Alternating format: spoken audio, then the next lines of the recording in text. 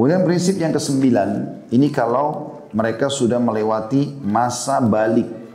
Bagi bapak ibu yang sudah punya anak, sudah masuk dalam masa balik, maka segera menikah. Ini sudah sering kita ingatkan teman-teman sekalian ya.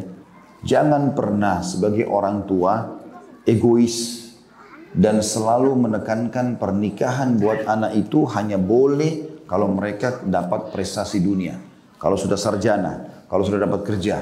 Ada orang tua egois sekali, sudah sarjana anaknya. Padahal masa-masa kritis kebutuhan biologis itu, dari 17 tahun sampai 33 tahun, ini masa yang memang dia membutuhkan puncaknya gitu. Ya. Puncaknya dia membutuhkan. Maka yang biasa orang bilang masa puber dan seterusnya, ini dia butuh. Di saat-saat inilah seharusnya dia menikah gitu kan. Tapi banyak orang tua tidak, kamu harus sarjana dulu. Setelah itu, setelah sarjana pun kamu harus dapat kerja. Dia 1 tahun, 2 tahun muter-muter melamar sana sini kerja belum dapat. Sementara kebutuhan syahwatnya bergejolak dalam jiwanya.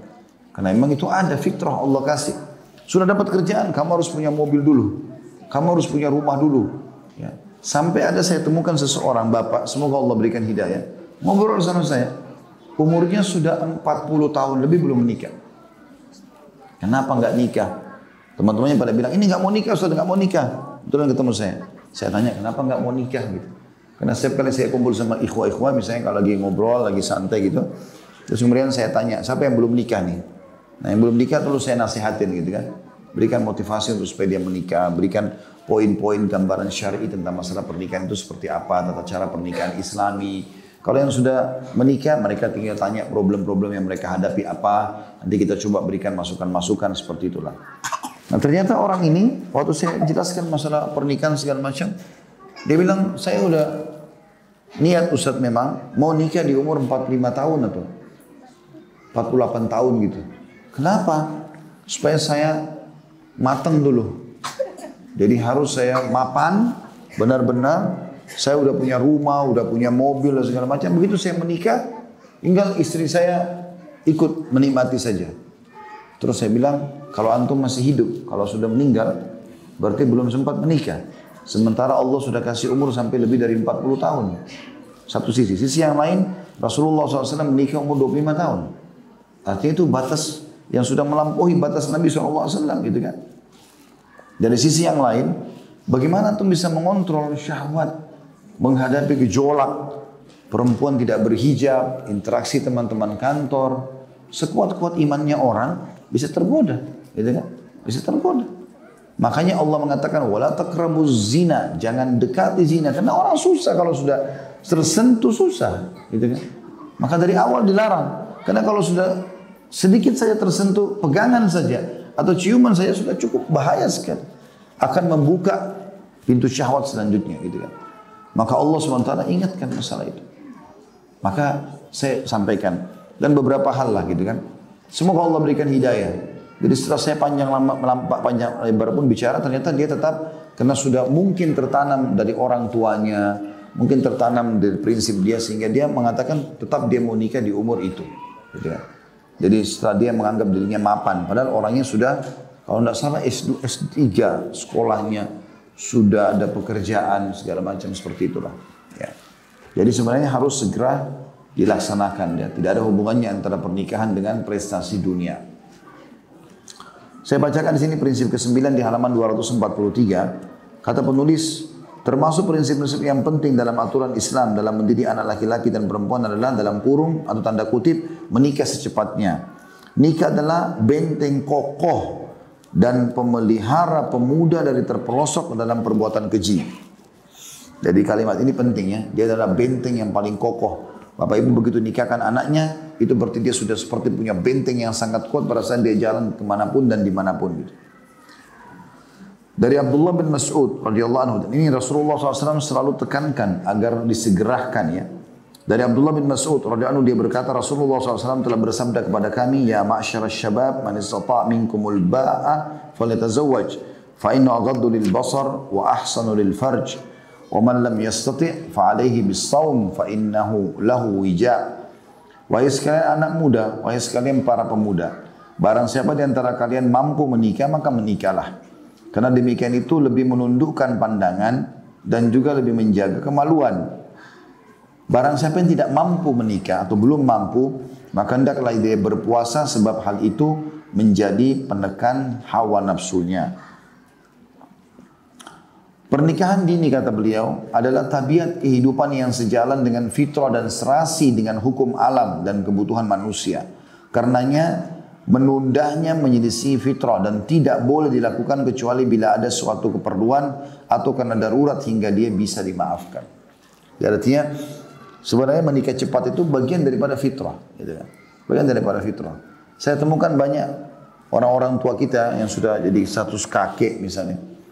Masya Allah jalan, jadi dia sama anaknya seperti saudara, sama cucunya seperti sama anaknya gitu kan. Nanti bahasa-bahasa mereka, saya dulu nikah cepat Ustaz, saya nikah muda Ustaz. Kan bagus, nggak ada sesuatu yang masalah. Bahkan dia sangat akrab dengan anaknya, sangat akrab dengan cucunya gitu kan. Dibandingkan orang menikah sudah tua juga ada pengaruhnya ya. Kekuatan fisik sudah bukan lagi seperti pada saat muda, ya. Mata, segala macam hal lah ya. Mungkin sudah bukan lagi masanya kayak orang yang sudah jadi kakek, sudah lemas, umurnya sudah berumur atau umurnya sudah tua, kemudian dia baru punya anak, anaknya kecil mau bermain, berlari-lari, sudah nggak bisa dia gitu kan. Maka di masa-masa muda ini masa efektif untuk itu. Apalagi memang gejolak syahwat, gangguan syaitan di masa muda. Ya, di masa muda. Jadi orang melakukan perzinahan, pelanggaran ini di masa mudanya. Jadi kan bagaimana bisa dia selamatkan diri dari itu. Dalil-dalil syara' atau syariat telah menjelaskan masalah ini dan mengokohkannya. Di antaranya hadis ini. Karena nikah itu wajib berdasarkan nas hadis atau isi daripada hadis. Nas hadis tersebut bagi orang yang mampu dan siap. Saya ulangi, dari syara' telah menjelaskan masalah ini dan mengokohkannya di antaranya hadis ini. Tadi yang maksudnya hai anak muda, siapa yang bisa menikah maka menikahlah dan seterusnya. Karena nikah itu wajib berdasarkan nas hadis tersebut. Ya maksudnya isi hadis tersebut bagi orang yang mampu dan siap. Dan sunnah-sunnah syariah ya, sebenarnya adalah sunnah-sunnah fitrah karena memang ajaran Islam sesuai fitrah dan tidak berlawanan dengannya. Jadi saya sudah pernah jelaskan makna ba'a dulu panjang lebar ya. Khilaf di antara ulama, ada yang mengatakan ba'a itu kemampuan materi, ada yang mengatakan kemampuan fisik. Tapi pendapat yang paling kuat adalah kemampuan siap untuk menjadi suami. Jadi ada kata dia menikah, lalu kemudian dia membiayai istrinya mulai hari itu. Dan dia punya kewajiban per hari. Kalau besok dia meninggal sudah gugur kewajibannya. Dan seorang wanita sudah siap menampung sperma suaminya. Lalu kemudian dia hamil, dia juga bisa mengurus anaknya. Sudah dianggap ba'a, berapapun umurnya. Walau masih 16 tahun, 17 tahun, kalau dia dianggap sudah mampu selesai, dia menikah. Itu makna yang paling dekat dengan al-ba'a. Kata beliau, nikah adalah benteng bagi pemuda, apalagi nikah dini, segera. Jelas memiliki kebaikan yang banyak, meski di zaman kita ini ada beberapa penghambat, seperti mahalnya beban nikah, penangguhan para wali perempuan bila maharnya kecil, kesulitan tempat tinggal, naiknya harga-harga, dan banyaknya pengangguran, sehingga sulit mendapatkan pekerjaan yang sesuai yang bisa menghasilkan pendapatan yang pantas untuk menjaga keluarga dan menjaga penghidupannya dengan baik. Oleh karena itu, kami nasihati para orang tua agar mempermudah dan meringankan mahar-mahar putrinya, karena wanita yang paling sedikit maharnya adalah wanita yang paling banyak berkahnya. Sudah kita pernah sebutkan hadis itu ya. Jadi jangan pernah Bapak Ibu sekalian, semoga Allah berikan hidayah kalau yang masih melakukannya, itu menjadikan anak perempuan sebagai ajang bisnis. Ya, siapa yang mau lamar boleh, tapi 100 juta, tapi 200 juta, tapi sekian miliar. Ini ngawur ini, gitu kan. Memperdagangkan anak perempuannya. Kita sebagai seorang muslim dan muslimah harusnya faham hadis Nabi SAW, siapa yang memiliki 3 anak, 2 anak, pernah kita jelaskan keutamaan anak perempuan itu ya. Kemudian dididik dengan baik sampai menikah, maksudnya sampai balik ya, atau sampai menikah, maka dijamin baginya surga. Tugas kita, status kita sebagai orang tua, menjaganya sampai dia menikah. Setelah dia menikah, serahkan kepada suaminya. Jadi jangan malah diperdagangkan. Makin cepat kita lepas, makin bagus. Kami tahu ulama-ulama, guru-guru kami di Saudi, itu kalau punya anak perempuan tidak pernah ditunda. Ya, umurnya tidak pernah lebih dari 20 tahun sudah dinikahkan semuanya. gitu kan. Jadi kalau sudah sampai 20 tahun itu mereka sudah khawatir. Dianggap ini sudah lebih umurnya gitu kan. Dari masa baliknya, misalnya dia balik 14 tahun misalnya. Jadi sudah ada sampai 20 tahun, sudah 6 tahun dia ya melebihi masa balik yang seharusnya sudah siap menjadi seorang ibu gitu kan. Tentu ini tergantung daripada pendidikan juga orang tua ya. Orang tua selalu menganggap anaknya kecil, tidak mendidiknya, maka jadi anak-anak selamanya gitu. Tapi bagaimana dia mendidiknya supaya bisa jadi dewasa dan siap untuk itu. Saya juga sarankan, ini saran saya saja bagi ibu-ibu. Prioritaskan kepada anak perempuan ibu itu pendidikan rumah tangga. Masak, mencuci, menyapu, ya. Itu semua yang keterampilan rumah, itu di skala prioritaskan. Bahkan lebih penting daripada pendidikan formal. Ya, itu harus ditanamkan. Jadi bukan pendidikan formal nomor 1. Banyak sekali rumah tangga rusak gara-gara orang tuanya sibuk mengurus pendidikan formal anak perempuannya, akhirnya menjadi praktisi akademis. Ya. Kemudian yang terjadi adalah mereka sibuk dengan ijazahnya itu mengajar sana, mengajar sini, tidak bisa masak. Banyak wanita jadi istri, masak nasi aja nggak bisa, goreng telur nggak bisa. Ini aneh benar ini, gitu kan? Yang merupakan tugas utama nggak tahu, tapi yang bukan tugas utama sibuk mengajar di luar rumah itu jadi skala prioritas. Ini aneh betul. Kalau seseorang orang tua bisa menggabungkan keduanya, keterampilan rumah tangganya dengan memang kemahiran keterampilan di luar, tidak ada masalah, gitu kan? Tapi jangan ditinggalkan ini. Akhirnya terpaksa membebankan suami hal-hal yang di luar kemampuannya mungkin. Bisa saja begitu. Akhirnya terpaksa harus pakai pembantu sekian banyak orang, ya. Dan itu pun belum tentu juga pembantu sesuai yang diharapkan oleh suaminya dan seterusnya. Itu kan keliru ya. Maka ini harusnya diperhatikan baik-baik gitu kan. Ya, termasuk perawatan diri, termasuk segala macam. Ini masuk dalam hal yang harusnya di skala prioritaskan gitu. Ya, kalau anak laki-laki berbeda. Memang kita kena mengarahkan dia kepada dia harus bisa menafkahi keluarganya segala macam. Kita ajarkan metode-metode untuk hal-hal yang positif gitu ya. Saya melihat bagaimana dulu ayah saya berdagang. Maka dari kecil saya tertanam itu. Oh, orang ternyata harus dagang ya gitu. Saya waktu masih sekolah saja, masih kuliah di Madinah, itu saya sudah berpikir untuk bagaimana berdagang gitu.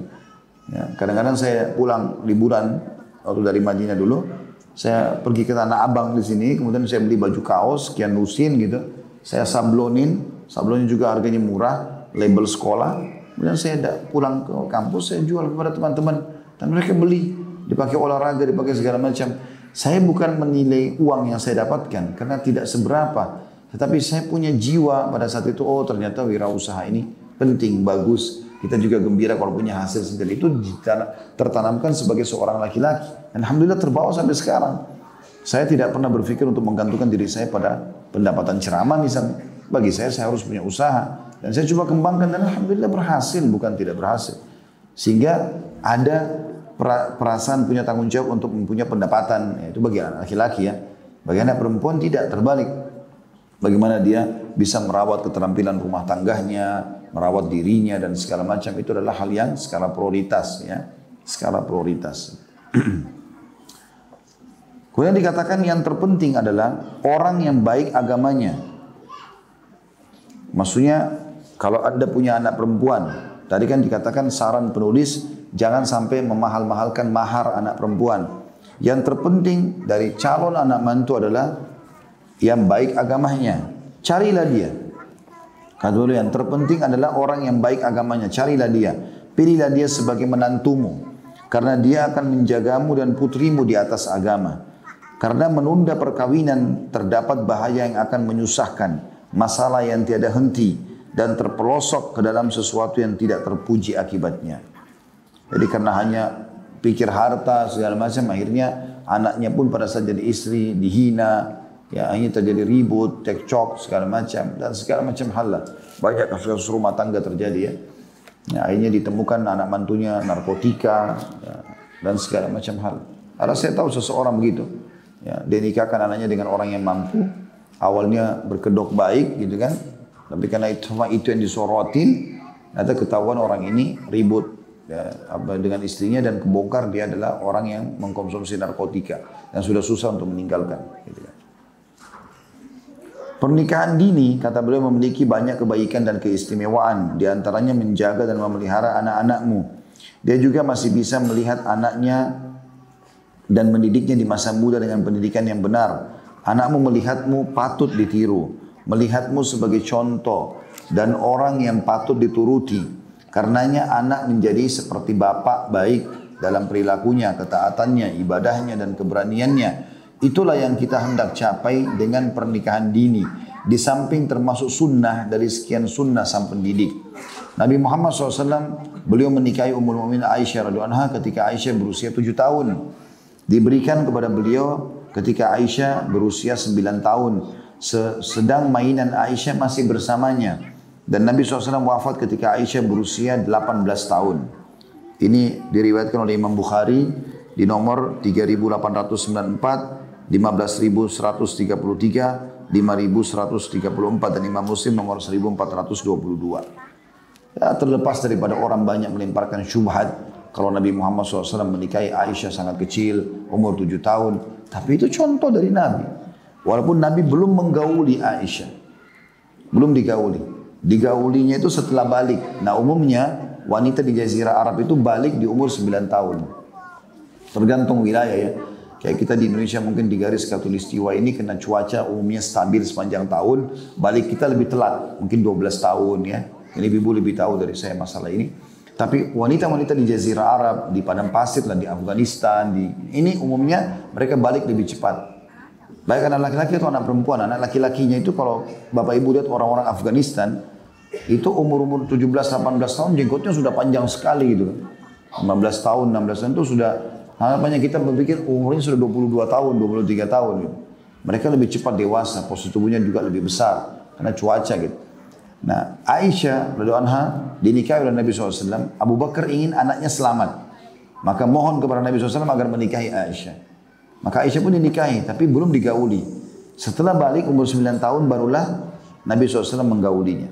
Dan tinggal bersama Nabi SAW dari umur 9 tahun itu sampai umur 18 tahun. Kurang lebih 9 tahun bersama Nabi SAW. Pada saat Nabi meninggal, Aisyah masih umur 18 tahun. Kalau kita sekarang belum nikah mana 18 tahun itu kan. Tapi dia sudah menjadi ummul mukminin, perawi hadis yang sangat banyak dididik oleh Nabi alaihi salatu wassalam. Dan memang hukumnya kalau ummul mukminin tidak boleh menikah lagi. Dan tidak boleh lagi ada yang menikahi istri-istri Nabi. Karena itu adalah dosa dan tidak dibolehkan. Hukum syariat melarang masalah itu. Tapi Nabi SAW memberikan contoh. Kalau kita boleh menyerahkan anak kita yang masih kecil, dinikahkan kepada orang yang kita anggap layak dan soleh, apalagi dewasa. Dan itu tidak ada yang mengalahkan Nabi SAW. Tentu kita pun kalau hidup di masa itu kita akan tawarkan anak-anak perempuan kita gitu kan. Ya, tapi subhanallah, tidak semua orang mengambil pelajaran dalam masalah ini. Dianggap ini masih anak kecil, ini enggak begini, ini enggak begitu dan seterusnya. Ya. Dari Abu Ja'far, dia berkata, Umar radhiyallahu anhu datang melamar putri Ali radhiyallahu anhu. Ali menjawab, dia masih kecil.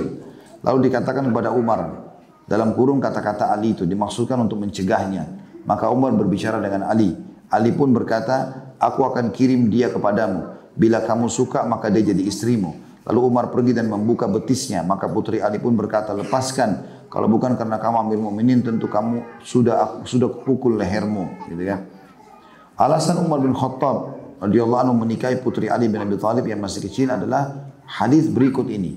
Dari Ikrimah seorang tabi'in. Dia berkata, Umar bin Khattab hendak menikahi Ummu Kalthum, putri Ali bin Abi Thalib. Sedang dia masih kecil dan suka main dengan gadis-gadis kecil lainnya.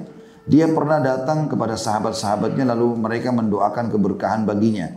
Umar pun berkata, aku menikahinya bukanlah karena semangatku, namun karena aku mendengar Rasulullah SAW bersabda, sesungguhnya segala sebab atau hubungan dan nasab akan terputus pada hari kiamat kecuali sebab dan nasabku.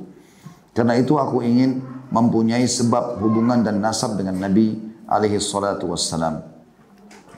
Dan ini disebutkan dalam Sahihul Jami' nomor 4527 dan diriwayatkan oleh Tabarani dalam Kitabul Kabir jilid 3 halaman 44, halaman 45, juga Al-Awsat, ini nama buku ya. Sama bukunya Tabarani nomor 6609, Al-Hakim nama orang dalam kitab Mustadraknya jilid 3 halaman 142, jilid 7 halaman 114, Al-Baihaqi jilid 7 halaman 6364. Dari Umar Anud At-Tabarani juga meriwayatkan dalam Al-Kabir jilid 20 halaman 33 dari Ibnu Abbas radhiyallahu anhuma.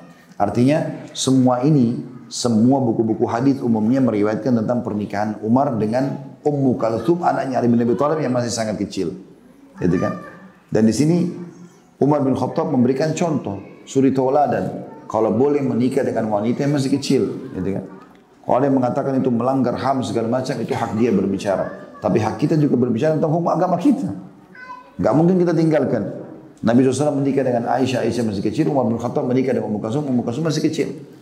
Dan ternyata memang dengan menikahnya dengan laki-laki dewasa dan sudah sempurna seperti ini itu sangat membantu untuk pendidikan anak perempuan tadi. Ya. Bahkan kita pun sebagai orang tuanya mungkin bisa belajar dari orang-orang yang punya ilmu agama yang cukup seperti ini. Al-Hasan Az-Zuhri dan Qatada, maksudnya Hasan Basri rahimahumullah berkata, dibolehkan bagi bapak-bapak untuk menikahkan anak-anaknya yang masih kecil. Abdul Razak juga berkata, pendapat itulah yang kami pegang. Ini semua ulama-ulama dulu ya, para salafus saleh dari tabi'in, Al-Hasan Basri, Az-Zuhri, kemudian juga Qatada.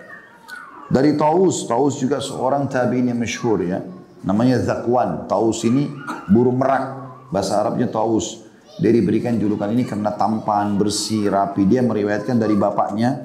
Dia berkata, bila dua anak kecil dinikahkan oleh orang tua mereka, maka kedua anak tersebut bisa khiyar memilih atau meneruskan pernikahan atau tidak saat dewasa. Jadi kalau misalnya kita sudah nikahkan anak kita, ini anak kita masih umur 9 tahun. Saya nikahkan misalnya. Tapi dia belum digauli oleh suaminya karena dia belum balik gitu kan. Biar tinggal di rumah, masih status istri. Nah kalau dia sudah balik, masih ada hukum syar'i, boleh khiyar. Khiyar itu dikatakan, ayah sudah nikahkan kau sama si fulan, mau lanjutin kau akan jadi istrinya, kalau tidak kamu boleh putuskan. Kalau anak itu mengatakan saya tidak mau, maka boleh diceraikan. Karena kan belum digauli. Tetapi dalam kondisi dia status sebagai istri, hukum syar'inya dibolehkan. Kita bicara hukum syar'i boleh atau tidak, seperti itu maksudnya. Dari Hisham bin Urwah dia berkata, bapakku menikahkan putranya ya, yang masih kecil. Ya. Yang satu berumur 5 tahun dan yang satu lagi 6 tahun. Lalu anaknya meninggal, maka istrinya mendapatkan warisan 40.000 dinar atau sekitar daripada itu.